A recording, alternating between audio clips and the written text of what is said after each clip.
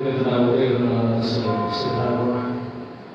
ನಮ್ಮ ವಿಷಯಗಳನ್ನು ಪಾಲಿಸುವ ನಮ್ಮ ಕಣ್ಣುಗಳನ್ನು ಮುಚ್ಚೋಣ.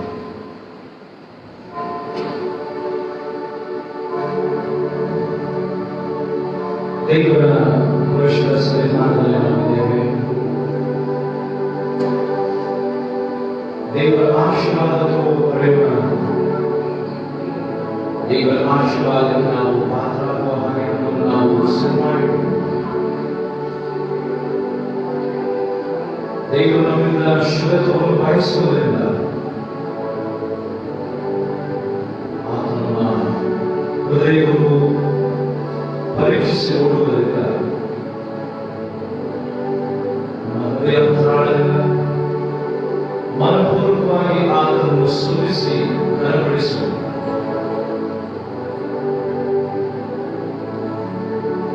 ಆತನನ್ನು ಅಪೇಕ್ಷಿಸಿ ಆತನ ದರ್ಶನಕ್ಕೋಸ್ಕರವಾಗಿ ನಾವು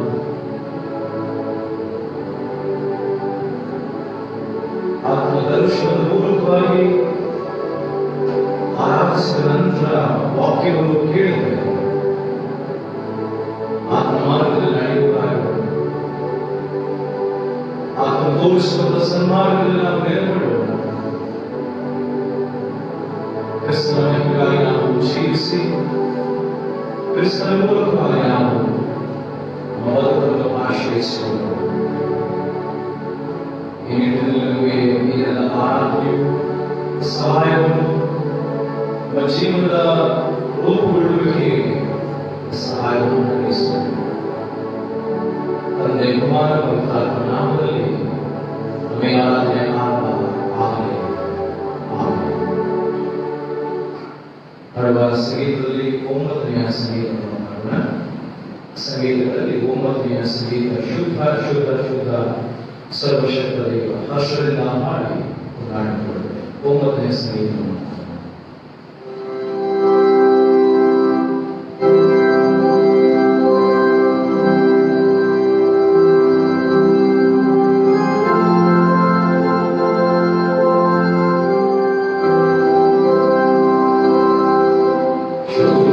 Alleluia.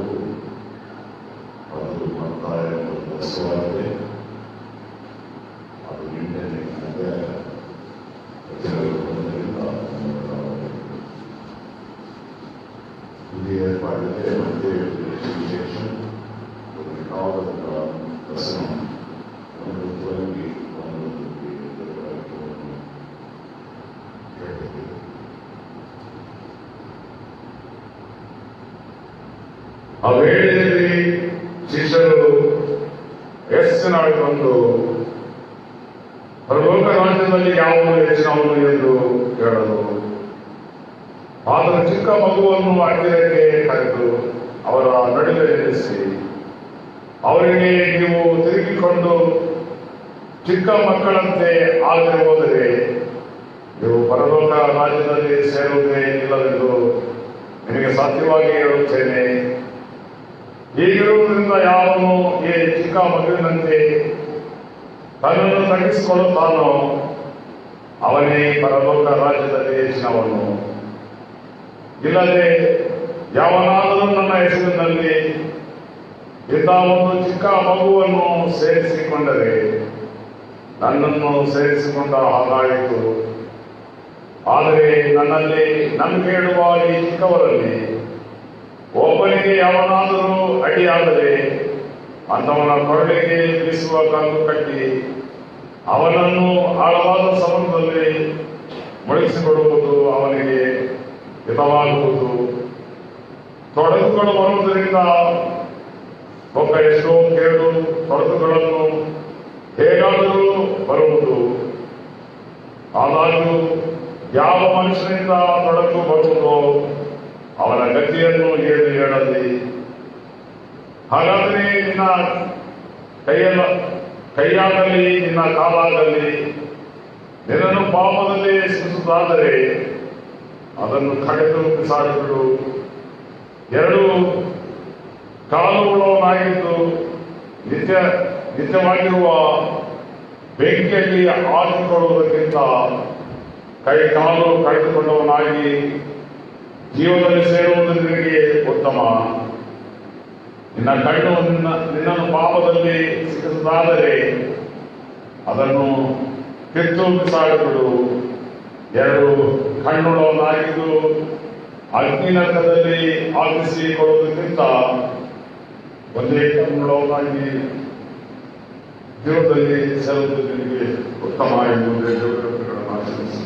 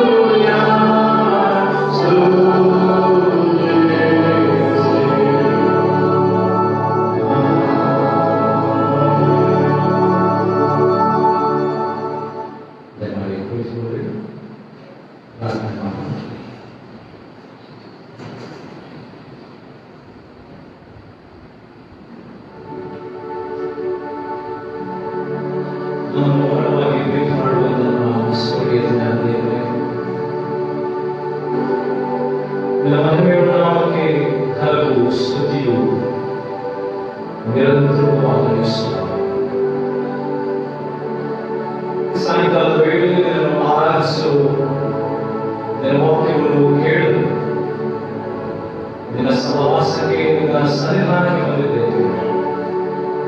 ನಮ್ಮೊಡನಿದ್ದುಕೊಂಡು ನಮ್ಮನ್ನು ಬಲಪಡಿಸಿ ನಡೆಸುವ ಸ್ವಾಮಿ. ನಮಗೆ ಯಾವುದೇ ವಿವಾದಂತಹ ಸಮಸ್ಯೆಗಳು ಆರಾಧನೆಯವಾದ ಹಾಗೆ ನಿನ್ನ ವಾಕ್ಯವನ್ನು ಕೇಳುವಂತಹ ಶ್ರದ್ಧೆ, ಭಯಭಕ್ತಿಯನ್ನು ಹೆಚ್ಚಿಸು. ನಿನ್ನ ವಾಕ್ಯದ ಪುರಾಣವೇ ನಮ್ಮ ಜೀವನವನ್ನು ರೂಪಿಸಿಕೊಳ್ಳುವುದಾಗಿ ಸಹಾಯ. ಪ್ರಧಾನಗಳನ್ನು ಕಾಪಾಡಿ ಬಲಪಡಿಸಿ ಆರೋಗ್ಯ ಸುಕ್ಷೇಮವನ್ನು ಸುವರ್ಣಗಳನ್ನು ನಮ್ಮನ್ನು ಪೋಷಿಸಿ ಸಾಕಿ ಸಲಹಿ ಸಂರಕ್ಷಿಸುತ್ತಿರುವುದಕ್ಕೋಸ್ಕರವಾಗಿ ನಿಮಗೆ ಸ್ತೋತ್ರವನ್ನು ಸಲ್ಲಿಸಿದ್ದೇವೆ. ನಮಗೆ ಅಗತ್ಯವಿರುವಂತಹ ಸ್ಪಂದನೆಯನ್ನು ಸಕಾಲಕ್ಕೆ ಆತ್ಮಪೂರ್ವಕವಾಗಿ ನೀಡಿದೆ. ನನಗೆ ಕೃತಜ್ಞತೆಯನ್ನು ಸಲ್ಲಿಸಿದೆ. ಮಹೋಪಕಾರಗಳನ್ನು, ಅದ್ಭುತಗಳನ್ನು, ಮಹತ್ವಗಳನ್ನು ಮಾಡುವನಾಗಿ ನಿನ್ನ ಪ್ರೀತಿಯನ್ನು, ನಿನ್ನ ಮಹತ್ವವನ್ನು ವ್ಯಕ್ತಪಡಿಸಿದ ನಿನಗೆ ಉಪಕಾರಗಳನ್ನು ವ್ಯಕ್ತಪಡಿಸುವ ನಿನ್ನ ಮಾರ್ಗದಲ್ಲಿ ನಡೆಯುವುದಕ್ಕೆ ನಮಗೆ ಬೇಕಾದಂತಹ ಸಹಾಯಗಳ ಪಾಲಿಸು. ನಾವು ರೈತ ಜೀವಿತವನ್ನು ನಾವು ಮುನ್ನಡೆಸಿಕೊಂಡು ಹೋಗುವುದಕ್ಕೆ ನಮಗೆ 4 ಉತ್ತೇಜನ ಬಂದಿರುವಂತಹ ಈ ವೇಳೆಯಲ್ಲಿ ನಿನ್ನ ವಾಕ್ಯವನ್ನು ಕೇಳುವಂತಹ ಶ್ರದ್ಧೆಯನ್ನು ಹೆಚ್ಚಿಸಿ ನಮ್ಮ ಜೀವನವನ್ನು ನಿನ್ನ ವಾಕ್ಯದ ಪ್ರಕಾರ ರೂಪಿಸುವುದಾಗಿ ಹೇಳ್ತೇವೆ. ಯಾವುದೇ ಶೋಧನೆಗಳು ಎದುರಾಗುವಾಗ ಆ ಶೋಧನೆಗಳಿಗೆ ಬಿದ್ದು ಹೋದ ಹಾಗೆ ನಿನ್ನನ್ನು ಕಾಪಾಡಿಸುವ ನಿನ್ನ ಜೀವದ ವಾಗ್ದಾನಕ್ಕೆ ನಿನ್ನ ರಾಜ್ಯಗಳಿಗೆ ನಾವು ಪ್ರವೇಶ ಮಾಡುವ ಹಾಗೆ ಎಲ್ಲ ವಿಧವಾದಂತಹ ಪಾಪ ಸಂಗತಿಗಳನ್ನು ದ್ರೋಹ ಅಪರಾಧಗಳನ್ನು ನಾವು ಮಾಡದ ಹಾಗೆ ನಮ್ಮನ್ನು ತಡೆದು ನಿನ್ನ ಸಹವಾಸದಲ್ಲಿ ನಮ್ಮನ್ನು ಮುನ್ನಡೆಸಿ ನಮ್ಮನ್ನು ಕಾಯುವ ನಾವು ಮಾನವ ಮಹಿಮೆಯನ್ನು ಸಲ್ಲಿಸುತ್ತೇವೆ. ಯೇಸುವಿನ ನಾಮದಲ್ಲಿ ಈ ಪ್ರಾರ್ಥನೆಯನ್ನು ಬೇಡುತ್ತೇವೆ. ಆಮೆನ್. ಸಂದೇಶಕ್ಕೆ ನಾವು ಸಿದ್ಧರಾಗುವ ಹಾಗೆ ಇಂಥ ಒಳ್ಳೆ ಸಮಯದಲ್ಲಿ ಯೇಸುವಿನ ಮರೆಯಲಾಗಿ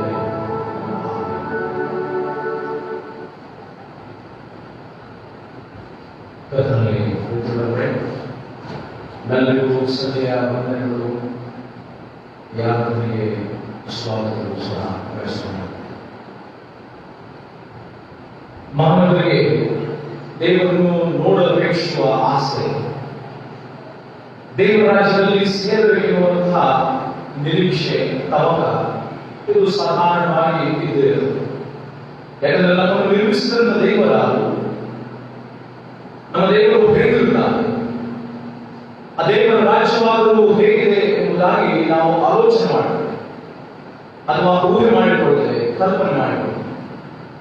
ಆದರೆ ಆ ರಾಜ್ಯಗಳಿಗೆ ಸೇರುವುದಕ್ಕೆ, ದೇವರನ್ನು ನೋಡುವುದಕ್ಕೆ, ದೇವರ ದರ್ಶನವನ್ನು ಪಡೆಯುವುದಕ್ಕೆ ನಮಗೆ ಕೆಲವು ನಿರ್ಬಂಧಗಳಿವೆ, ನಮಗೆ ಕೆಲವು ಷರತ್ತುಗಳಿವೆ, ನಿಯಮಗಳಿವೆ.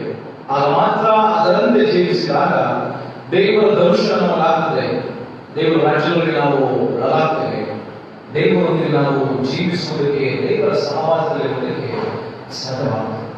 ಈ ನಿಟ್ಟಿನಲ್ಲಿ ಇದರ ವಾಕ್ಯವಾದ ನಮಗೆ ಎಚ್ಚರಿಸುವಂತೆ ಅಂದರೆ ಪಾಪ ಕೃತ್ಯಗಳನ್ನು ಮಾಡಬಹುದು, ಪಾಪರಹಿತವಾದ ಜೀವಿತದ ಮೂಲಕವಾಗಿ ಶಿಶುಭಾವದಿಂದ ಆ ಶಿಶುವಿನೋಪಾದಿಯಲ್ಲಿ ಯಾರ್ಯಾರು ಬದುಕುತ್ತಾರೆ ಅವರಿಗೆ ದೇವರ ದರ್ಶನವಿದೆ, ದೇವರ ರಾಜ್ಯದಲ್ಲಿ ಸ್ಥಾನವಿದೆ ಎಂಬುದಾಗಿ ವಾಕ್ಯವಾಗಿದೆ.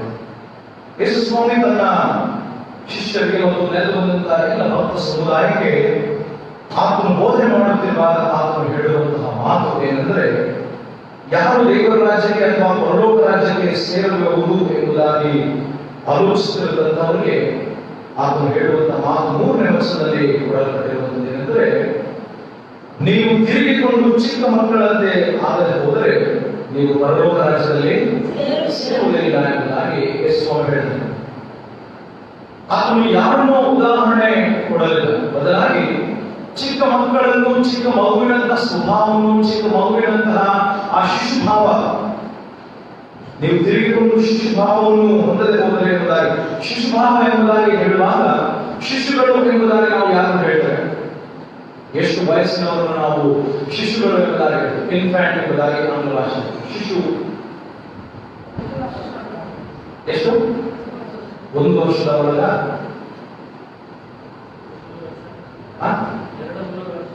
2-3 ವರ್ಷ ಎಷ್ಟಿರ್ಬೋದು? 5 ವರ್ಷಕ್ಕೆ ಮಾತು ಬರ್ತದೆ, ತಲಾಟೆ ಬರ್ತದೆ, ಕೀಟ ಮಾಡ್ತದೆ, ಬೈಯುತ್ತೆ. ಸಾಧಾರಣ ಈಗ ಮಕ್ಕಳನ್ನ ಗಮನಿಸಿದಾಗ 1-2 ವರ್ಷಕ್ಕೆ ಮಾತು ಬರ್ತದೆ. ಅಪ್ಪ ಅಮ್ಮನ ಬಿಟ್ಟು, ಬೂವ ಜೋಚಿ ಜಿಯಾನ ಬಿಟ್ಟು ಹೆಚ್ಚಾಗಿ ಮಾತಾಡ್ತದೆ. ಹವ್ಯಾಸ ಪದಗಳನ್ನು ಸಹ ಬಳಸುವಂತ ಮಕ್ಕಳು ಸಹ ನಾವು ನೋಡಿದ್ದೇವೆ. ಹಾಗಾದ್ರೆ ಶಿಶುಭಾವ ಎನ್ನುವಂಥದ್ದು ಮಾತು ಬರದಂತಹ, ಇನ್ನೂ ಮಾತು ಬರದಂತಹ ಆ ವಯಸ್ಸಿನೊಳಗಿರುವಂತಹ ಶಿಶುಭಾವ. ಯಾಕೆ ಯೇಸು ಸ್ವಾಮಿ ಶಿಶುಭಾವವುಳ್ಳವರಾಗಿರಬೇಕು, ನೀವು ತಿರುಗಿಕೊಂಡು ಚಿಕ್ಕ ಮಗುವಿನಂತೆ ಇವರಾಗಿರ್ತಾನೆ? ಯಾಕೆ ಇರ್ಬೋದು?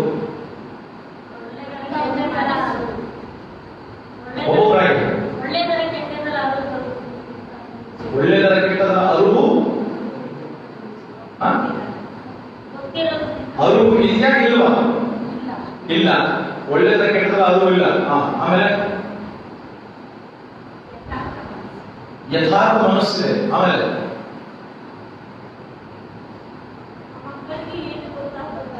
ಮಕ್ಕಳಿಗೆ ಏನು ಗೊತ್ತಾಗಲ್ಲ ಅಂತಂದ್ರೆ, ಒಳ್ಳೇದು ಗೊತ್ತಾಗಲ್ಲ, ಕೆಟ್ಟದ್ದು ಗೊತ್ತಾಗಲ್ಲ ಅಂತ, ಅಥವಾ ತಂದೆ ಗೊತ್ತಾಗಲ್ಲ, ಕುಟುಂಬಸ್ಥರು ಗೊತ್ತಾಗಲ್ಲ ಅಂತ.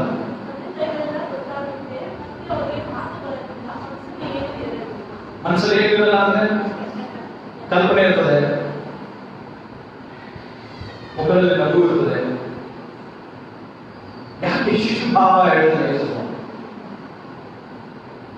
ಹೇಳುವ ಉತ್ತರಗಳು ಸರಿನೇ, ಆಲೋಚನೆ ಮಾಡ್ರಿ. ಏನಿರ್ಬೋದು? ಇನ್ಯಾವ ಇರ್ಬೋದು?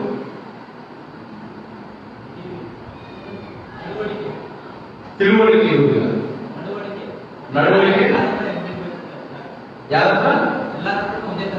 ಎಲ್ಲಾದ್ರೂ ಮುಂದೆ ತರ ಇರ್ತದೆ ಶಿಶು.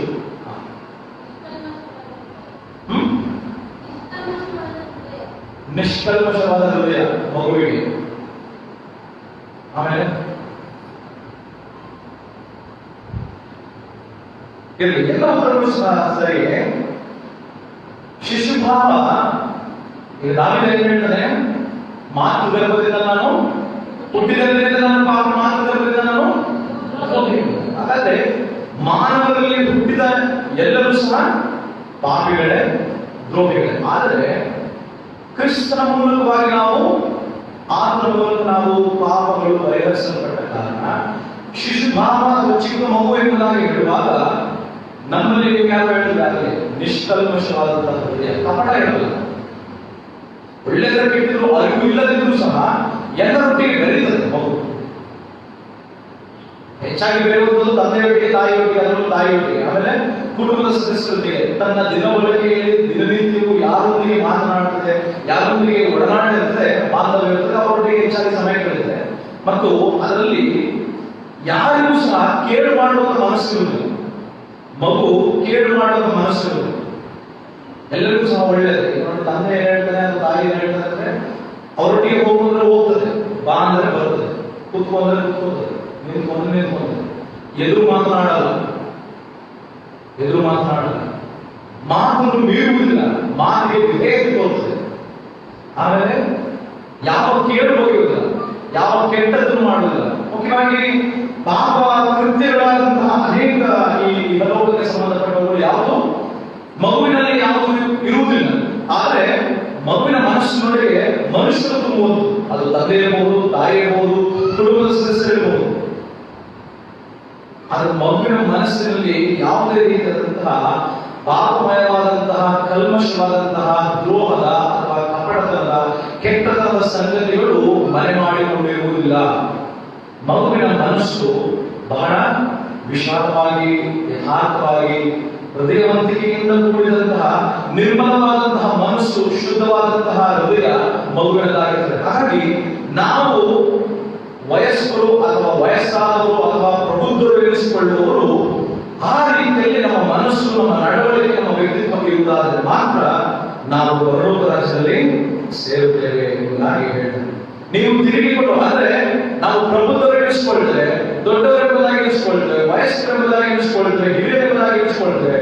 ಆದರೆ ಪಾಪಿಗಳಾಗಿದ್ದೇವೆ, ಅಜ್ಞಾನಿಗಳಾಗಿ ನಡೆದುಕೊಳ್ಳುತ್ತೇವೆ, ತಿಳುವಳಿಕೆಯಿಲ್ಲದವಾಗಿರುತ್ತೇವೆ, ಆಜ್ಞೆಗಳನ್ನು ಮೀರುತ್ತೇವೆ, ದೇವರ ಮಾತನ್ನು ಮೀರುತ್ತೇವೆ, ದೇವರ ಮಾತಿಗೆ ಅವಿಧೇಯತೆಯನ್ನು ತೋರುತ್ತೇವೆ. ಅದಕ್ಕಾಗಿ ಹೇಳ್ತಾರೆ, ಮಗು ಹೇಗೆ ಹೇಳಿದ ಮಾತನ್ನು ಕೇಳುತ್ತದೆ ಹಾಗೆ ನೀವು ದೇವರ ಮಾತನ್ನು ಕೇಳುವವರಾಗಿರಿ, ದೇವರ ಮಾತಿಗೆ ವಿಧೇಯತೆಯನ್ನು ಕೊಡುವವರಾಗಿರಿ, ದೇವರ ಮಾತನ್ನು, ದೇವರು ಹಾಕಿದ ಗೆರೆಯನ್ನು ದಾಟದವರಾಗಿರಿ, ದೇವರ ಆಜ್ಞೆಗಳನ್ನು ಪಾಲಿಸಿ ಕೈಕೊಂಡು ನಡೆಯಿರಿ ಎಂಬುದಾಗಿ ವಚನವನ್ನು ಎಚ್ಚರಿಸಿದೆ. ಹಾಗೆ ನಾವು ಇರುವುದಾದ್ರೆ ಹೇಗೆ ಚಿಕ್ಕ ಮಗು, ನಾವು ಚಿಕ್ಕ ಮಗು ಏನ್ ಮಾಡಿದ್ರೆ ನಾವು ಇನ್ನೂ ಚೈಲ್ಡ್ ಬಿಡು, ನಾವೇಳ್ಬೇಕಾದ್ರೆ ಇನ್ನು ಚೈಲ್ಡ್ ಅಂದ್ರೆ ಏನು ಗೊತ್ತಿಲ್ಲ. ಹಾಗೆ ನಾವೇನ್ ಮಾಡಬೇಕು, ನಮ್ಮನ್ನು ತಗ್ಗಿಸಿಕೊಳ್ಬೇಕು, ನಮ್ಮನ್ನು ಚಿಕ್ಕ ಮಗುವಿನ ತಗ್ಗಿಸಿಕೊಳ್ಬೇಕು. ನಾವೇ ಜ್ಞಾನಿಗಳು, ನಾನೇ ಪ್ರಬುದ್ಧನು, ನಾನೇ ದೊಡ್ಡವನು ಎಂಬುದಾಗಿ ಹೇಳುವುದಲ್ಲ, ಅದನ್ನು ಕಾರ್ಯರೂಪದಲ್ಲಿ ಕಾರ್ಯತತ್ಪರರಾಗಿ ನಾವು ಜೀವಿಸಬೇಕು. ಯಾಕಂದ್ರೆ 4 ನಿಮಿಷದಲ್ಲಿ ಹೇಳ್ತಾನೆ ಸ್ವಾಮಿ, ಯಾವನು ಈ ಚಿಕ್ಕ ಮಗುವಿನಂತೆ ತನ್ನನ್ನು ತಗ್ಗಿಸಿಕೊಳ್ಳುತ್ತಾನೋ ಅವನೇ ಪರಲೋಕ ರಾಜ್ಯದಲ್ಲಿ ಶ್ರೇಷ್ಠನು. ಈ ಭೂಲೋಕದಲ್ಲಿ ನಾವು ತಗ್ಗಿಸಿಕೊಂಡು ಬದುಕಬೇಕು. ತಗ್ಗಿಸಲ್ಪಡುವವನು ಹೆಚ್ಚಿಸಲ್ಪಡುತ್ತಾನೆ, ಹೆಚ್ಚಿಸಲ್ಪಡುವವನು ತಗ್ಗಿಸಲ್ಪಡುತ್ತಾನೆ. ಹಾಗಾದ್ರೆ ನಾವು ತಗ್ಗಿಸಲ್ಪಡಬೇಕಾದದ್ದು ನಮ್ಮ ಬದುಕಿನಲ್ಲಿ ಪ್ರತಿಯೊಂದು ವಿಷಯದಲ್ಲಿ ನಾವು ತಗ್ಗಿಸಿಕೊಳ್ಬೇಕು. ನನಗೆ ಎಲ್ಲ ಗೊತ್ತು, ನಾವು ಬಿದ್ದು ಹೋಗ್ತೇವೆ, ನಾನೇ ಬುದ್ಧಿವಂತನೇ ಎಂಬುದಾಗಿ ಹೋದ್ರೆ ಎಂಥ ಬುದ್ಧಿವಂತನು ಒಂದಲ್ಲ ಒಂದು ರೀತಿಯಲ್ಲಿ ತಪ್ಪಿನ ಕಾರ್ಯ, ಪಾಪದ ಕೃತ್ಯಗಳನ್ನು ಮಾಡೋಣ. ಹಾಗಾಗಿ ನಾವು ಯಾವಾಗಲೂ ಸಹ ದೀನತೆಯಿಂದ, ಹಂಬಲದಿಂದ, ಪ್ರೀತಿಯಿಂದ, ಸಮಾನತೆಯಿಂದ ಒಬ್ಬರಿಗೊಬ್ಬರು ನಾವು ಜೀವಿಸುವವರಾಗಿರಬೇಕು. ಅಂತಹ ಶಿಶುಭಾವವನ್ನು ಹೊಂದಿದವರಿಗೆ ಯಾರಾದರೂ ಅಡ್ಡಿಪಡಿಸುವುದಾದರೆ 5ನೇ ವರ್ಷ 6ನೇ ವರ್ಷದಲ್ಲಿ ಅಂತಹ ಶಿಶುಭಾವವುಳ್ಳಂತಹ ಯಾವ ವ್ಯಕ್ತಿಗಳನ್ನು ನಾವು ಸ್ವೀಕರಿಸುವಾಗ ಅದು ದೇವರನ್ನು ಸ್ವೀಕರಿಸಿದ ಹಾಗಾದರೆ, ಅಂಥವರಿಗೆ ಅಡ್ಡಿಪಡಿಸುವಾಗ ಅಂಥವನ ಹೊರಗೆ ಬೀಸುವ ಕಲ್ಲು ಕಟ್ಟಿ ಅವನನ್ನು ಆಳವಾದ ಸಮುದ್ರದಲ್ಲಿ ಮುಳುಗಿಸಿಬಿಡುವುದು ಅವರಿಗೆ ಹಿತವಾಗುವುದು. ಶಿಷ್ಯರಲ್ಲಿ ಒಂದು ವೇಳೆ ಯಾವ ರೀತಿಯಲ್ಲಿ ಸ್ವಾಮಿ ಈ ಚಿಕ್ಕ ಮಗುವಿನಿಂದ ನಾವು ವರ್ತಿಸಬಹುದು, ಬದುಕಬಹುದು ಎಂಬುದಾಗಿ ಹೇಳುವಾಗ ಉದಾಹರಣೆ ಕೊಡ್ತಾನೆ ನೋಡಿ. 7ರಿಂದ 9ನೇ ವರ್ಷದಲ್ಲಿ ಏನಂತ ಉದಾಹರಣೆ ಕೊಡ್ತಾರೆ?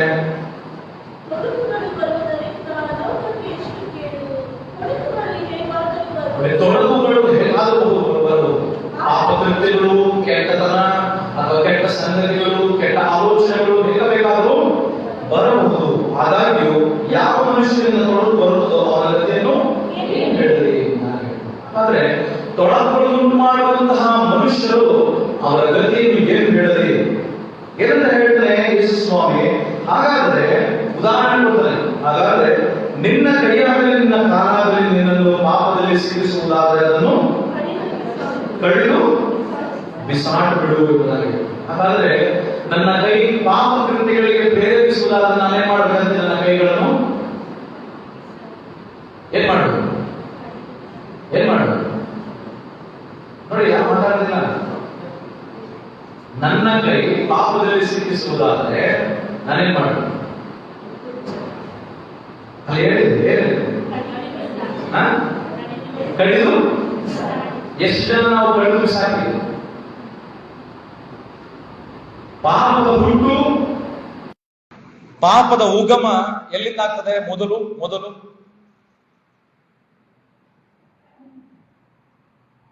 ಮೆದುಳು, ಹೃದಯ. ಹಾಗಾದ್ರೆ ಇದನ್ನ ಕಿತ್ತಾಕ್ಬಿಟ್ರೆ ನಮ್ಮ ಜೀವನದಲ್ಲಿ ಉಳಿತೀವ?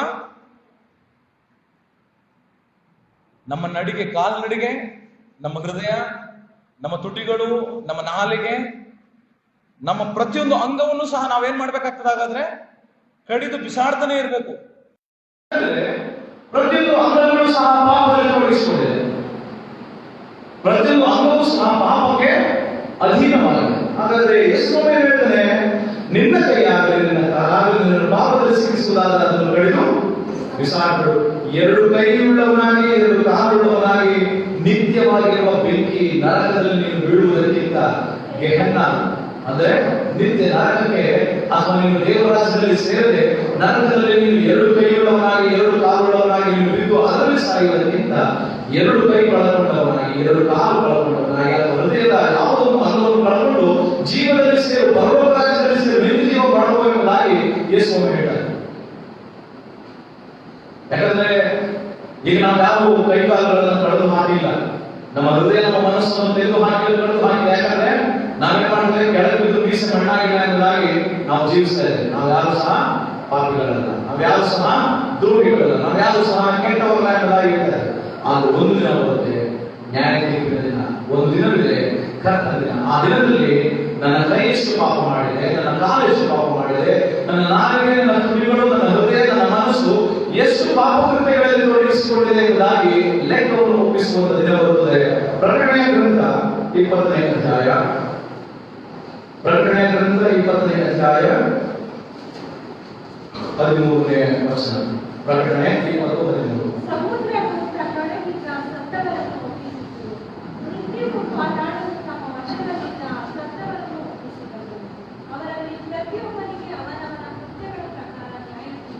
ಅವನವನ ಕೃತ್ಯಗಳ ಪ್ರಕಾರ ಅವನಿಗೆ ನ್ಯಾಯ ತೀರ್ಪಾಗುತ್ತದೆ. 14ನೇ ವಚನ. ಆಮೇಲೆ ಮೃತ್ಯುವು, ಪಾತಾಳವು, ಬೆಂಕಿಯ ಕೆರೆ ದೊಬ್ಬಲ್ಪಟ್ಟು. ಆ ಬೆಂಕಿಯ ಕೆರೆಯೇ ಎರಡನೆಯ ಮರಣ. ಯಾವನ ಹೆಸರು ಜೀವಬಾಧ್ಯರ ಪಟ್ಟಿಯಲ್ಲಿ ಬರೆದದಾಗಿ ಕಾಣಲಿಲ್ಲವೋ ಅವನು ಬೆಂಕಿಯ ಕೆರೆಗೆ ದೊಬ್ಬಲ್ಪಟ್ಟನು. ಹಾಗಾದ್ರೆ ನಾನು ನೀವು ಪಾಪ ಜೀವಿತವನ್ನು ಪಾಪಿಗಳಾಗಿ ದ್ರೋಹಿಗಳಾಗಿ ಬದುಕುತ್ತಾ ಇರುವುದಾದ್ರೆ ನಮ್ಮ ಹೆಸರು ಜೀವಬಾಧ್ಯರ ಪಟ್ಟಿಯಿಂದ ತೆಗೆಯಲ್ಪಡುತ್ತದೆ. ಯಾರ ಹೆಸರು ಜೀವಬಾಧ್ಯರ ಪಟ್ಟಿಯಲ್ಲಿ ಬರೆಯಲ್ಪಟ್ಟನಾಗಿ ಕಾಣಲಿಲ್ಲವೋ ಅವರನ್ನು ಬೆಂಕಿಯ ಕೆರೆ, ಎರಡನೆಯ ಮರಣ, ಬೆಂಕಿಯ ಕೆರೆಗೆ ದೊಬ್ಬಲ್ಪಡುತ್ತದೆ.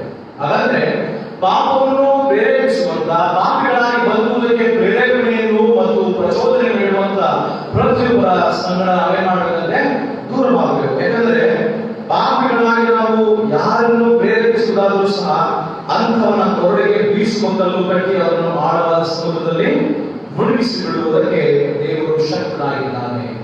ನಿಮ್ಮನ್ನು ಪಾಪಗಳಿಗೆ ಪ್ರೇರೇಪಿಸುವಂತ, ಪಾಪಿಗಳಾಗಿ ಬದುಕುವುದಕ್ಕೆ ಪ್ರೇರೇಪಿಸುವಂತನ್ನು ಸಹ ದೂರ. ನಿಮ್ಮ ಬಾಯಿಯನ್ನು ಪಾಪದಲ್ಲಿ ಸೇರಿಸುವುದಾದ್ರೆ ಆಲೋಚನೆ ಮಾಡಿ, ಅದು ಪಾಪದ ಕೃತ್ಯ, ಪಾಪದ ಮಾತು ಎಂಬುದಾಗಿ ಆ ಪಾಪದ ಗರ್ಭವನ್ನು ಹೊರಬೇಡ. ಕಡೆಯಲ್ಲಿ ನಾವು ಮರಣವನ್ನೇ ಮಾಡಿದ್ರೆ ಮರಣವನ್ನು ಪಡೆಯುತ್ತೇವೆ. ಯಾಕಂದ್ರೆ ರೋಮಾಂಬರದಲ್ಲಿ ಬರೆದ ಪತ್ರಿಕೆ 6ನೇ ಅಧ್ಯಾಯ 22-21. ರೋಮಾಂಬರ 6:22-23.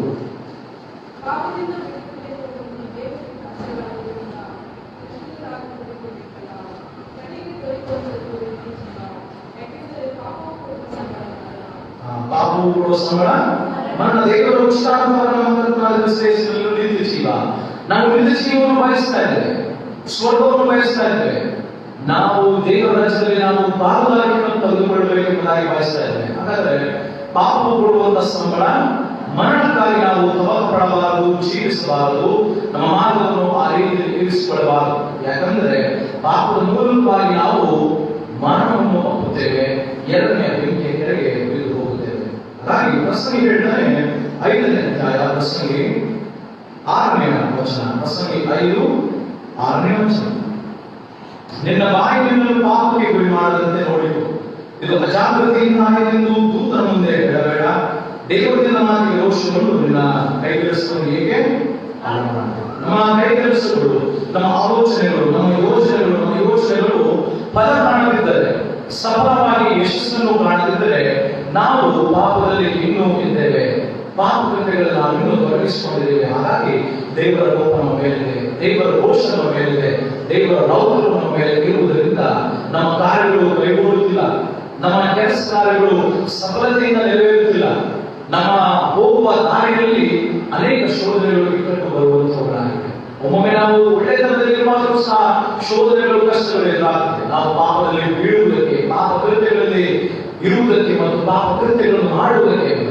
ಆದರೆ ನಾವು ದೇವರ ವಾಕ್ಯದ ಪರವಾಗಿರುವಾಗ, ದೇವರ ವಾಕ್ಯದಲ್ಲಿ ನೆಲೆಗೊಂಡಿರುವಾಗ ನಾವು ಎದುರಿಸಲು, ಜಯಿಸಲು ಶಕ್ತಿಯನ್ನು ನಮಗೆ ದೇವರು ದಯಪಾಲಿಸ್ತಾರೆ. ಆದರೆ ನಾವು ಪಾಪಿಗಳಾಗಿ ಬದುಕಿದರೆ, ಪಾಪಗಳಲ್ಲಿ ನಾವು ಪಾಪದ ಕೃತ್ಯಗಳಲ್ಲಿ ನಾವು ತಲೆಯನ್ನಾಗಿರುವುದಾದರೆ ನಮಗೆ ದೇವರು ನಮ್ಮ ಕಾರ್ಯಗಳನ್ನು ಯಶಸ್ಸಿನ ಬಾಧೆಯಲ್ಲಿ ನಡೆಸುವುದಿಲ್ಲ, ಸಫಲತೆ ನೀಡುವುದಿಲ್ಲ. ಹಾಗೆಯೇ ನಿತ್ಯ ಮರಣಕ್ಕೆ ನಮ್ಮನ್ನು, ಬೆಂಕಿಯ ಕೆರೆಗೆ, ಎರಡನೆಯ ಮರಣಕ್ಕೆ ನಮ್ಮನ್ನು ದೊಬ್ಬುತ್ತಾರೆ.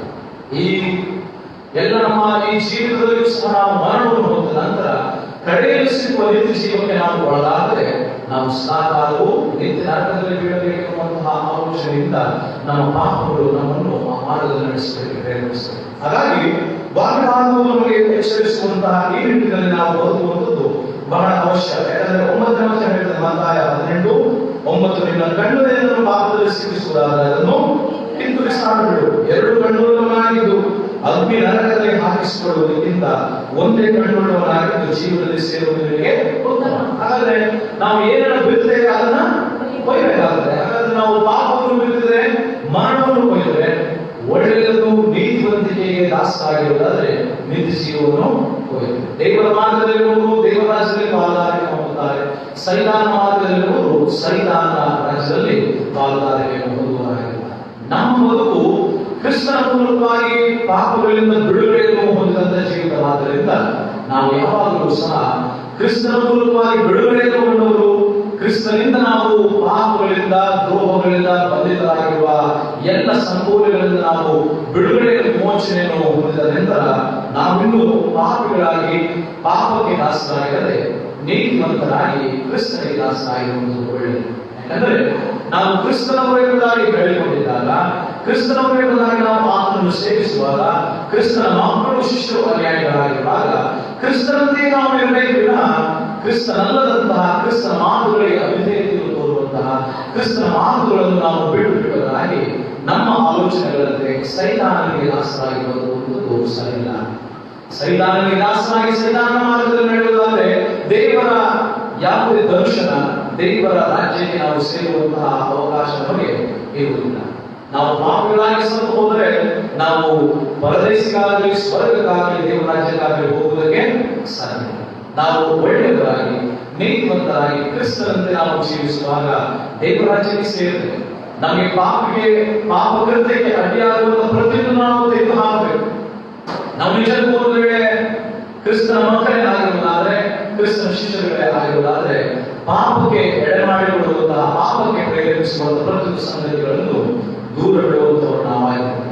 ಆದರೆ ಕ್ರಿಸ್ತನಿಗೆ ನಾವು ವಿಧೇಯತೆಯಿಂದ, ಕ್ರಿಸ್ತನಿಗೆ ನಾವು ಶ್ರದ್ಧೆಯಿಂದ, ಭಯಭಕ್ತಿಯಿಂದ ಜೀವಿಸುವಾಗ ಪಾಪಿಗಳಾಗಿ ಜೀವಿಸಿ ಪಾಪ ಕೃತ್ಯಗಳಿಗೆ ಪ್ರೇರೇಪಿಸುವಂತವರು ದೂರ ಬಿಡ್ತೇವೆ. ನಮ್ಮ ಹೃದಯದಿಂದಲೂ ಸಹ ಪಾಪವನ್ನು ತೆಗೆದುಹಾಕ್ತೇವೆ. ನಮ್ಮ ಜೀವಿತದಿಂದಲೂ ಸಹ ಪಾಪಮಯವಾದ ಮಾರ್ಗದಿಂದ ನಾವು ಕ್ರಿಸ್ತನ ಮಾರ್ಗಕ್ಕೆ ಬರುವವರಾಗಿದ್ದೇವೆ. ಹಾಗಾಗಿ ನಾವು ನಮ್ಮ ಬದುಕಿನಲ್ಲಿ ಕ್ರಿಸ್ತನ ಮಾರ್ಗದಲ್ಲಿ ಇರುವಾಗ ಪಾಪಿಗಳಾಗಿ ನಾವು ಬದುಕುವಂಥದ್ದು ಯೋಗ್ಯವಲ್ಲ. ಪಾಪದ ಮಾರ್ಗದಲ್ಲಿ ನಡೆಸುವಂತಹ ಪ್ರೇರೇಪಣೆ ನೀಡುವಂತಹ ಜನರ ಮಾರ್ಗದಲ್ಲಿ ನಾವು ನಡೆಯುವುದು ಯೋಗ್ಯವಲ್ಲ. ನಾವು ಪಾಪದ ಮಾರ್ಗದಲ್ಲಿರುವವರು ಸರಿಯಾದ ಮಾರ್ಗದಲ್ಲಿ ನಾವು ತರಬೇಕು. ನಾವು ಸಹ ಸರಿಯಾದ ಮಾರ್ಗದಲ್ಲಿ ಜೀವಿಸುವಂತವರಾಗಿರಬೇಕು. ಇಲ್ಲದಿದ್ದರೆ ಎಷ್ಟು ಹೇಳಿದಂತೆ ನಾವು ಅಗ್ನಿ ನರಕಕ್ಕೆ ಮುಂದಾಗ್ತೇವೆ. ನಾವು 2 ಕಣ್ಣುಳ್ಳವರಾಗಿ, 2 ಕೈಗಳುಳ್ಳವರಾಗಿ, 2 ಕಾಲುಗಳುಳ್ಳವರಾಗಿ ನಮ್ಮ ದೇಹವೆಲ್ಲ ಪಾಪಕ್ಕೆ ಒಳಪಟ್ಟು ನಾವು ನರಕದಲ್ಲಿ ಬೀಳುವುದಕ್ಕಿಂತ ಎಲ್ಲವನ್ನೂ ಕಳೆದುಕೊಂಡವರಾಗಿ ನಾವು ಜೀವನದಲ್ಲಿ ಸೇರುವುದು ಉತ್ತಮ, ನಿತ್ಯ ಜೀವನದಲ್ಲಿ ಸೇರುವುದು ಉತ್ತಮ ಎಂಬುದಾಗಿ ನಾವು ಎಚ್ಚರಿಸುತ್ತೇವೆ. ಬೇರೆ ನಾವು ನಮ್ಮ ಬದುಕಿನಲ್ಲಿ ಪಾಪಕ್ಕೆ ಅಧೀನರಾಗದೆ, ಪಾಪಕ್ಕೆ ನಾವು ದಾಸರಾಗದೆ, ನಾವು ಕ್ರಿಸ್ತನಿಗೆ ದಾಸರಾಗಿದ್ದು ಕ್ರಿಸ್ತನ ಮಾರ್ಗದಲ್ಲಿ ಜೀವಿಸೋಣ. ಕ್ರಿಸ್ತನ ಮಾರ್ಗದಲ್ಲಿ ಯಾವಾಗಲೂ ನಡೆಯುವವರಾಗಿರೋಣ. ಕ್ರಿಸ್ತನ ಮಾತಿನಂತೆ ಆತನಿಗೆ ವಿಧೇಯತೆಯಿಂದ ಆತನ ವಾಕ್ಯಗಳನ್ನು ಕೈಗೊಂಡು ನಡೆಯೋಣ. ನರಕವು ನಮಗೆ ಬೇಡ, ಜೀವವು ನಮಗಿರಲಿ. ಸ್ವರ್ಗವು ನಮಗೆ ಅಗತ್ಯವಿಲ್ಲ. ನಮಗೆ ಸೈತಾನ ಆ ಅಗ್ನಿ ನರಕ ಅಥವಾ ಉರಿಯುವಂತಹ ಕಟಕಟನೆ, ಹಲ್ಲು ಕಡಿಯುವಂತಹ ಸಮಸ್ಯೆಯು, ಅಂತಹ ಪರಿಸ್ಥಿತಿಗೆ ನಾವು ನಮ್ಮ ದೇಹವು ಒಳಗಾಗುವುದು ಬೇಡ. ನಮ್ಮ ಕೃತ್ಯದ ಮೂಲಕ, ನಮ್ಮ ನುಡಿಗಳ ಮೂಲಕ, ನಮ್ಮ ನಡೆಯಿಂದಾಗಲಿ, ನುಡಿಯಿಂದಾಗಲಿ ಕ್ರಿಸ್ತ ನಾಮಕ್ಕೆ ಮಹಿಮೆಯನ್ನು ತರುವುದಕ್ಕೆ ಒಳ್ಳೆಯವರಾಗಿರೋಣ. ಆ ಶಿಶುಭಾವ ಎನ್ನುವಂಥದ್ದು ಯಾವಾಗಲೂ ಯಾರಿಗೂ ಸಹ ಕೇಳನ್ನು ಬಗೆಯದೆ, ಯಾವಾಗಲೂ ಸಹ ಸೌಮ್ಯ ಸ್ವಭಾವದಿಂದ, ದೀನತೆಯಿಂದ, ಹಂಬಲದಿಂದ, ಎಲ್ಲರನ್ನೂ ಸ್ಮಾರಕದಿಂದ ಕಾಣುವ ಮನೋಭಾವ ನಮ್ಮಲ್ಲಿ ಆ ಶಿಶುಭಾವದ ಆ ಹೃದಯವು ಮನಸ್ಸು ನಮ್ಮಲ್ಲಿರುವಾಗ ಒಳ್ಳೆಯದನ್ನೇ ಮಾಡಬೇಕು, ಒಳ್ಳೆಯದನ್ನೇ ಬಯಸಬೇಕು ಎನ್ನುವಂಥ ಆಲೋಚನೆ ನಮ್ಮಲ್ಲಿರ್ತದೆ. ಇಂತಹ ಗುಣವುಳ್ಳವರಾಗಿ, ಇಂತಹ ನಡತೆಯುಳ್ಳವರಾಗಿ, ಸ್ವಭಾವವುಳ್ಳವರಾಗಿ ನಿಂದಿಸಿ ಯೋಗಿಸೋಣ. ನರಕದಿಂದ ನಾವು ತಪ್ಪಿಸಿಕೊಳ್ಳೋಣ. ದೇವರಾತ್ಮನು ಮಾರ್ಗದಲ್ಲಿ ನಡೆಯುವುದಕ್ಕೆ ನಿಲ್ಲಿಸಿ ಸಹಾಯವನ್ನು ನಡೆಸಲಿ. ನಮ್ಮ ಕಾಣಿಕೆಯನ್ನು ನಾವು ದೇವರಿಗೆ ಸಮರ್ಪಣೆ ಮಾಡುವ ಹಾಗೆ ತಮಿಳಿನ ಒಂದು ಕೀರ್ತನೆ ಮಾಡುವಾಗ ನಾನು ಕಾಣಿಕೆಯಲ್ಲಿ ದೇವರಿಗೆ ಸಮರ್ಪಿಸೋಣ.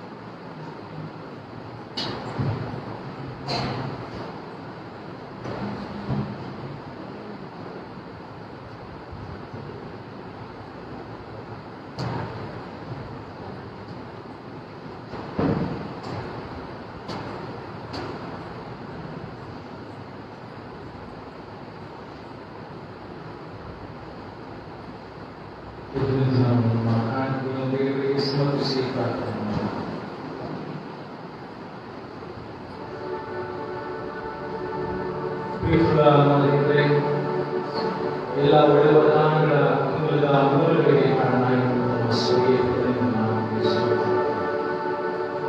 ಹೊರಗಡೆ ನಾವು ಬಾರದೆ ನೀವು ಕೊಟ್ಟಿರುವಂತಹ ಐಶ್ವರ್ಯದಲ್ಲಿ ಅಲ್ಪವಾಗಿ ಅರ್ಪಿಸಿದ್ದೇವೆ. ಇದನ್ನು ಸ್ವೀಕರಿಸು ಮತ್ತು ಮಾಡಿಸು. ಸಭೆಯ ಪ್ರತಿಗೋಸ್ಕರವಾಗಿ ಸದುಪಯೋಗವಾಗಿಸಿಕೊಳ್ಳುವುದಕ್ಕೆ ನಮಗೆ ಸಹಾಯ ಮಾಡಿ. ಸಂತೋಷವಾಗಿ ಕೊಡುವ ಮೇಲೆ ದೇವರ ಪ್ರೀತಿಯಾಗಿ ನೀವು ಹೇಳಿದ್ದಿಲ್ಲ. ಪ್ರೀತಿಯ ಒಂದು ವಾತ್ಸಲ್ಯ ಆಶೀರ್ವಾದ ನಾವು ಮಾತನಾಡುವಾಗ ಇನ್ನಷ್ಟು ನಿಮ್ಮ ಸನ್ನಿಧಾನದ ಅರ್ಪಿಸುವುದಕ್ಕೆ ಸಹಾಯ ಮಾಡಿ. ಕೇಳಿದ ವಾಕ್ಯ ಹಿನ್ನೆಲೆಯಲ್ಲಿ ನಾನು ಪಾಪಿಗಳಾಗಿ ಪಾಪಕ್ಕೆ ದಾಸನಾಗಿರದೆ ನೀತಿಯು ಕ್ರಿಸ್ತನಿಗೆ ನಾವು ದಾಸರಾಗಿ ಹೋಗುವುದಕ್ಕೆ ನಮಗೆ ಸಹಾಯ ಮಾಡಿ. ಶಿಶುಭಾವವಾಗಿರುವಂತಹ ಹಂಬಲ, ದೀನತೆ ಮತ್ತು ಪರಸ್ಪರ ಪ್ರೀತಿ ಅನ್ಯತೆಯಿಂದ ಬದುಕುವಂತಹ ಎಲ್ಲರೊಂದಿಗೆ ಒಳಗೊಂಡು ಐಕ್ಯವಾಗಿ ಏಕೀಭವಿಸಿಕೊಂಡು ಬದುಕುವಂತಹ ಯಾವುದೇ ಕಲ್ಮಶ ಹೃದಯಗಳಂತಹ ಯಥಾರ್ಥ ಹೃದಯವೂ ಮನಸ್ಸು ಆಗಿರುವಂತಹ ಆ ಶಿಶುಭಾವವನ್ನು ನೆರವೇರಿಸುವ, ಇತರರಿಗೆ ಕೇಡು ಮಾಡಬಾರದು, ಇತರರಿಗೆ ಕೇಡಾಗುವುದರಿಂದ ನೋವಾಗುತ್ತದೆ ಎಂಬುದಾಗಿ ಆ ಶಿಶುವಿನ ಮನಸ್ಸು ಚಿಕ್ಕ ಮಗುವಿನಂತೆ ನಮ್ಮನ್ನು ಆಗಿಸುವ ಅಂತಹ ವರ್ತನೆ, ಸ್ವಭಾವ, ಗುಣಲಕ್ಷಣಗಳು, ವ್ಯಕ್ತಿತ್ವಗಳು ನಮ್ಮದಾಗಿರುವಂತೆ ಈ ಮೂಲಕವಾಗಿ ನಾವು ನಿಮಗೆ ಮಹಿಮೆಯನ್ನು ನಿನ್ನ ಮಾರ್ಗದಲ್ಲಿ ನಡೆದು ತರುವುದಕ್ಕೆ ಸಹಾಯವನ್ನು ಅನುಗ್ರಹಿಸುತ್ತೇವೆ. ಪಾಪಕ್ಕೆ ಒಳಪಡುವಂತಹ ಪ್ರೇರೇಪಿಸುವಂತವುಗಳನ್ನು ನಾವು ಕಡಿದು ಹಾಕಬೇಕು ಎಂಬುದಾಗಿ ಹೇಳಿದ್ದೀವಿ. ನಮ್ಮ ಹೃದಯದಲ್ಲಿರುವಂತಹ ಪಾಪಗಳನ್ನು, ಪಾಪದ ಬೇರು ಮಾಡಿಕೊಂಡಿರುವಂತಹ ಆ ಮನೆಯನ್ನು ಕಡಿದು ಹಾಕುತ್ತೇವೆ. ಅಂತಹ ಮಾರ್ಗದಲ್ಲಿ ನಡೆಸುವುದಕ್ಕೆ ಪ್ರೇರೇಪಣೆ ಮಾಡುವಂತಹ ದುಷ್ಟರ ದುರ್ಜನರ ಸಹವಾಸವನ್ನು ನಾವು ತ್ಯಜಿಸಿ ಅಂತವರು ಸರಿಯಾದ ಮಾರ್ಗದಲ್ಲಿ ನಡೆಯಬೇಕೆಂಬಂತಹ ತಿದ್ದಿ ಹೇಳುವಂತಹ ವ್ಯಕ್ತಿಗಳನ್ನಾಗಿ ನಮ್ಮನ್ನು ಮಾರ್ಗದರ್ಶಿಸುತ್ತೇವೆ. ವಾಕ್ಯದ ಪ್ರಕಾರ ನಾವು ಕ್ಷೇತ್ರಿಸಿ ದಿನಾಂಕಗೋಸ್ಕರವಾಗಿ ಸ್ನಾನಕಾಲವನ್ನು, ಜೀವಮಾನ ಕಾಲವನ್ನು ನಾಲ್ಕೂಲಕವಾಗಿ ಉದ್ದೇಶಿಸಿ ಮುನ್ನಡೆಸಿಕೊಳ್ಳಬೇಕೆಂಬುದಾಗಿ ಯೇಸುವಿನ ನಾಮದಲ್ಲಿ ಈ ಪ್ರಾರ್ಥನೆಯನ್ನು ಬೇಡುತ್ತೇವೆ. ಆರಾಧನೆಯ ತರುವಾಯ ಕಲಂಗಡಿಯನ್ನು ನೀಡಲಾಗುತ್ತದೆ. ದಯಮಾಡಿ ಸ್ವೀಕರಿಸಲು ಕೇಳಿಕೊಳ್ಳುತ್ತೇವೆ. ನಮ್ಮ ರಾಜ್ಯ ಸರ್ಕಾರ, ಕೇಂದ್ರ ಸರ್ಕಾರದ ಆದೇಶದ ಮೇರೆಗೆ ನಮ್ಮ ಮಾನ್ಯ ಬಿಷಪ್ಗಳು ಆದೇಶವನ್ನು ಹೊರಡಿಸಿರುವುದೇನೆಂದರೆ, ಇಂದು ನಮ್ಮ ಆಲಯದಲ್ಲಿ ಸಮುದಾಯದ ಆರಾಧನೆ ಇಂದಿಗೆ ಕಡೆಯದಾಗಿರುತ್ತದೆ. ಮುಂದಿನ ದಿವಸಗಳಲ್ಲಿ ಶುಕ್ರವಾರದ ಮತ್ತು ಭಾನುವಾರದ ಆರಾಧನೆಗಳು ಆನ್ಲೈನ್ ಸರ್ವಿಸ್ ಮಾತ್ರವೇ ಇರುತ್ತದೆ. ಯಾವ ಸದಸ್ಯರು ಸಮುದಾಯದ ಆರಾಧನೆಗೆ ಶುಕ್ರವಾರದಲ್ಲಾಗಲಿ, ಭಾನುವಾರದಲ್ಲಾಗಲಿ ಮತ್ತು ಉಪವಾಸ ಪ್ರಾರ್ಥನೆಯಿಂದಾಗಲಿ ಸೇವೆ ಬರುವಂತವರು ನಾವು ಆಗಿರುವುದಿಲ್ಲ. ಇದು ಈ ತಿಂಗಳಿಗೆ ಮಾತ್ರ ಸೀಮಿತ. ಒಂದು ವೇಳೆ ಇದೇ ಆದೇಶ ಮುಂದುವರಿಯುವುದಾದರೆ ನಮಗೆ ವಾಟ್ಸ್ಆಪ್ ಗ್ರೂಪ್ ನಲ್ಲಿ ಅಥವಾ ಯಾವ ಗ್ರೂಪ್ನಾದರೂ ತಿಳಿಸಲ್ಪಡುತ್ತೆ. ದಯಮಾಡಿ ಸಹಕರಿಸಿ. ನಿಮಗೇನಾದರೂ ಪ್ರಾರ್ಥನೆ ಮಾಡಬೇಕೆನ್ನುವಂತ ಅವಶ್ಯಕತೆ ಇರುವುದಾದರೆ ನೀವು ಒಬ್ಬರೇ ಬಂದು ಆಲಯದಲ್ಲಿ ಪ್ರಾರ್ಥಿಸಿಕೊಂಡು ಹೋಗತಕ್ಕದ್ದು. ಯಾವುದೇ ವಿಧವಾದಂತಹ ಆರಾಧನೆಗೆ ಸಂಬಂಧಪಟ್ಟಂತ ಅಥವಾ ಆಧ್ಯಾತ್ಮಿಕ ಚಟುವಟಿಕೆಗಳಿಗೆ ಸಂಬಂಧಪಟ್ಟಂತ ಯಾವುದೇ ಚಟುವಟಿಕೆಗಳು ನಾಳಿನ ದಿನದಿಂದ ನಡೆಯುವುದಿಲ್ಲ. ಭಾನುವಾರದ ಆರಾಧನೆಗಳು ಆನ್ಲೈನ್ ಸರ್ವಿಸ್ ಮೂಲಕವಾಗಿ ನಡೆಸಲ್ಪಡುತ್ತದೆ ಮತ್ತು ಶುಕ್ರವಾರದ ಆನ್ಲೈನ್ ಸರ್ವಿಸ್ ಮೂಲಕ ನಿಮಗೆ ನನ್ನ ಫೇಸ್ಬುಕ್ ಅಕೌಂಟ್ ಮೂಲಕವಾಗಿ ನಿಮಗೆ ಒದಗಿ ಬರುತ್ತದೆ. ದಯಮಾಡಿ ಆನ್ಲೈನ್ ಸರ್ವಿಸ್ ಮೂಲಕವಾಗಿ ನೀವಿರುವಂತಹ ಸ್ಥಳದಲ್ಲಿ ಆರಾಧನೆಯಲ್ಲಿ, ಪ್ರಾರ್ಥನಾ ಕೂಟದಲ್ಲಿ ಇಲ್ಲವೇ ವಾಕ್ಯದ ಧ್ಯಾನದಲ್ಲಿ ಭಾಗವಹಿಸುವಂತೆ ನನ್ನ ಪ್ರೀತಿಯನ್ನು ಕೇಳಿಕೊಳ್ಳುತ್ತೇನೆ. ಮೊದಲ ವಾರ, ಮೂರನೇ ಭಾನುವಾರ ನಾನು ಮುಸ್ಲಿಂ ಸಮಾಜ ದೇವಾಲಯದಿಂದ ಲೈವ್ ಮಾಡ್ತೇನೆ. ಎರಡನೇ ವಾರ ಮತ್ತು ನಾಲ್ಕನೇ ವಾರ ಮುಸ್ಲಿಂ ದೇವಾಲಯದಿಂದ ಲೈವ್ ಮಾಡುವವನಾಗಿರ್ತೇನೆ. ಶುಕ್ರವಾರದ ಆರಾಧನೆಗಳು ನಮ್ಮ ಸಭೆಗಳಲ್ಲಿ ಆನ್ಲೈನ್ ಸರ್ವಿಸ್ ನಿಮಗೆ ಲಭ್ಯವಿರುತ್ತದೆ. ಇಲ್ಲವೇ ನೀವು ಬಿಡುವಿದ್ದಾಗ ನೀವು ಬೇರೆ ಯಾವುದಾದ್ರೂ ಆರಾಧನೆಗಳಲ್ಲೂ ಸಹ ನೀವು ಭಾಗಿಯಾಗಬಹುದು ಎಂಬುದಾಗಿ ನಾನು ಪ್ರೀತಿಯನ್ನು ಕೇಳಿಕೊಳ್ತೇನೆ. ಮಾಡಿ ಸಹಕರಿಸಿ ಪ್ರಾರ್ಥನೆಯನ್ನು ಮಾಡಿ. ಕರ್ತನ ಪ್ರಾರ್ಥನೆಯನ್ನು ಒಟ್ಟಾಗಿ ಹೇಳೋಣ. ಪರಲೋಕದಲ್ಲಿ ನಮ್ಮ ತಂದೆಯೇ, ನಿನ್ನ ನಾಮ ಪರಿಶುದ್ಧಪಡಿಸಲ್ಪಡಲಿ. ನಿನ್ನ ರಾಜ್ಯ ಕ್ರಿಸ್ತೋ ಪರಲೋಕದಲ್ಲಿ ಪ್ರಾರ್ಥನೆಯನ್ನು ಮನದ ಆಹಾರಕ್ಕೆ ತಪ್ಪಿಸು. ನಮ್ಮ ಸಂಸ್ಥೆಗಳನ್ನು ಕ್ಷಮಿಸು. ಮನುಷ್ಯರಿಗೆ ಕೇಳಿಕೊಳ್ಳಿಸು. ರಾಜ್ಯವನ್ನು ಸಾಕಾಗಲಿ. ದೇವರ ಆಶೀರ್ವಾದ ನಮಗೆ ನಮ್ಮದು. ಕರುಣೆಯುಳ್ಳ ದೇವರ ಕೃಪಾಶ್ರಯಕ್ಕೂ ಆತನ ಹಸ್ತ ಪರಿಪಾಲನೆಯನ್ನು ನಾನು ಅರ್ಪಿಸಿಕೊಳ್ಳುತ್ತೇನೆ. ತಂದೆ, ಕುಮಾರ, ಪವಿತ್ರಾತ್ಮನೆಂಬ ಸರ್ವಶ್ರೇಷ್ಠ ದೇವರ ಆಶೀರ್ವಾದ ನಿಮಗೆ ನೆಲೆಸಿ ನಿಮ್ಮನ್ನು ಸದಾಕಾಲವೂ ಕಾಯಲಿ. ಆಮೆನ್.